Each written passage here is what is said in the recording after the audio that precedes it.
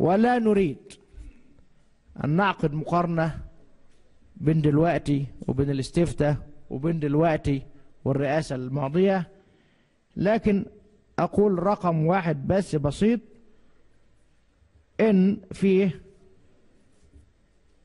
180,951 مصري صوتوا في الخارج ولم يكونوا مسجلين من قبل.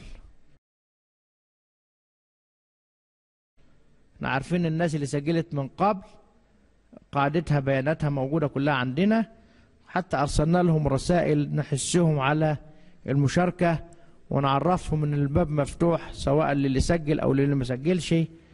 فالحمد لله ناس جديدة خالص 108,951 مصري أدلوا بأصواتهم في هذه